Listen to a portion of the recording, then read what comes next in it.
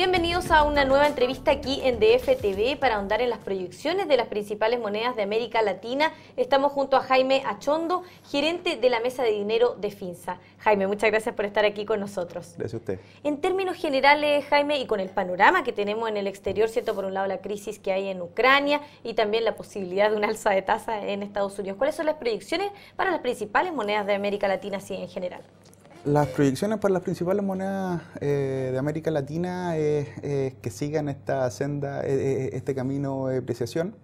El único que está quedando al lado de este panorama vendría a ser México por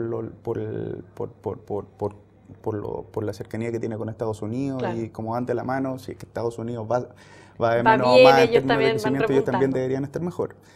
Ahora, para Latinoamérica se está viendo un poco más complicada la cosa, o sea, tenemos un panorama donde efectivamente el crecimiento se está viendo complicado para la mayoría de la economía latinoamericana. Y en este escenario tenemos un escenario bajista de tasa, ¿ya? Que se contrapone con el escenario alcista de tasa en Estados Unidos. Lo que está haciendo Estados Unidos, por supuesto. Claro, y como las monedas básicamente se mueven en base a las tasas, le pega mal este mayor diferencial de tasas con respecto a Estados Unidos. O sea, acá en Chile, por ejemplo, estamos viendo todos los días nuevos mínimos en nivel de tasa. O sea, tanto en las tasas cortas como en las tasas largas se está viendo que sigue bajo presión. Con esta mayor presión, ¿qué significa? O sea, es menos atractivo para mí tener mi ahorro metido acá versus en Estados Unidos, y en Estados Unidos claro, está rindiendo más. Obviamente. Y ese escenario se replica justamente para todo el resto de Latinoamérica. O sea, estamos viendo el mismo escenario en Colombia, en Perú. Bueno, en Perú, de hecho, ya empezaron con una política monetaria expansiva. O sea, el mes pasado recortaron 25 basis la tasa, claro. Y ese recorte de 25 basis la tasa responde a este debilitamiento que estaban viendo un poquitito más anticipado, y también empezaron con una política fiscal expansiva también, anunciando una serie de medidas para apoyar a la minería, que es el principal motor de crecimiento de Perú, algo muy parecido con lo que pasa acá.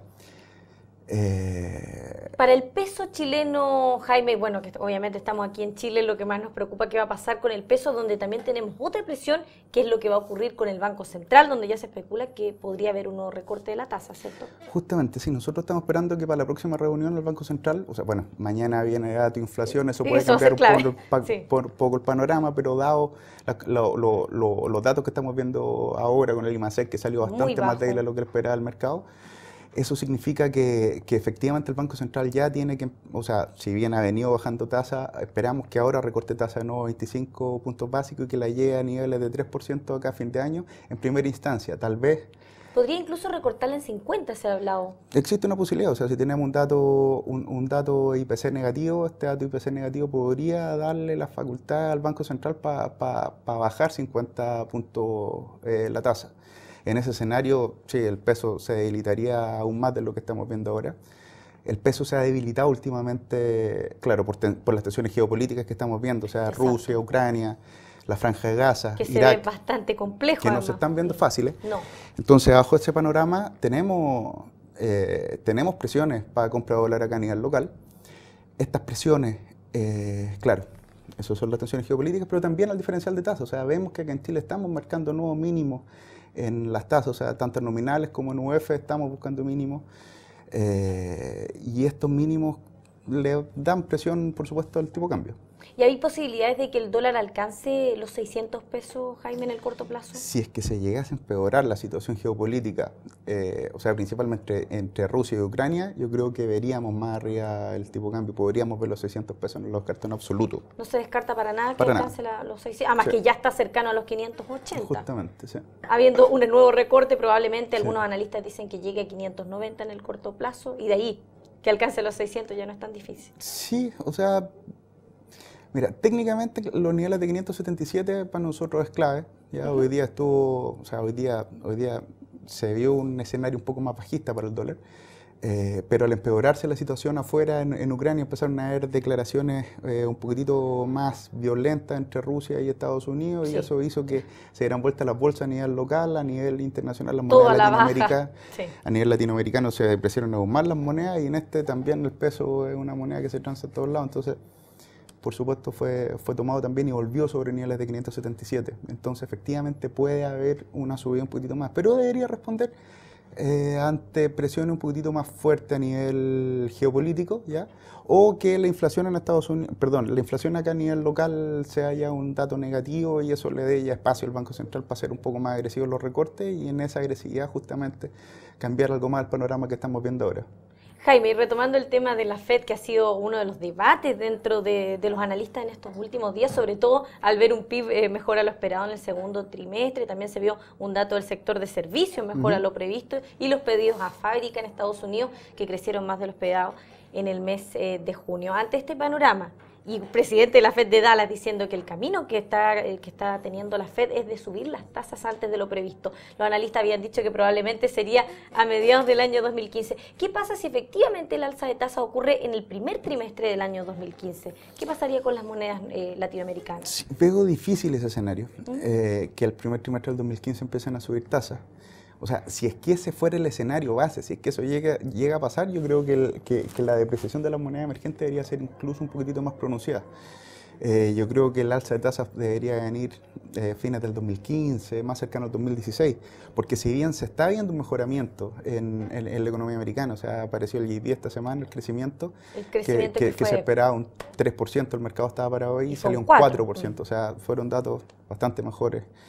Pero los del mercado laboral fueron más débiles de lo que se esperaba. Justamente, sí, pero en niveles que ya se está creando empleo. O sea, ya tenemos creación de empleo, y también en niveles de creación que debería afectar bien la tasa de desempleo. O sea, ya está absorbiendo la cantidad de personas que está entrando al mercado laboral, lo está siendo absorbido por el mercado, incluso un poco más.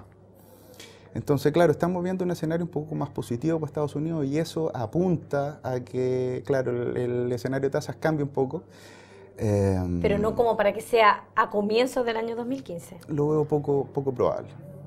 Y el dólar, Jaime, a nivel internacional, frente a las principales monedas como el euro, por ejemplo, ¿cuál sería la tendencia que esperan ustedes?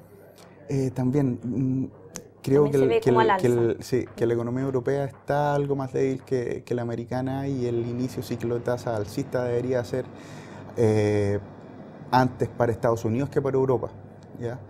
Entonces, con ese escenario también debería seguir un camino más débil el euro en comparación al dólar. No, además que de hecho el Banco Central Europeo ya ha anunciado la posibilidad incluso de comprar activos, de ampliar aún más su política expansiva. O sea, bueno, hoy día lo Draghi sigue viendo la economía débil, sigue encima dando estímulos, dándole lo que necesita la economía para poder recuperarse. Bajo ese escenario, sí, hay que seguir, o sea, ellos están haciendo la pega en ese sentido.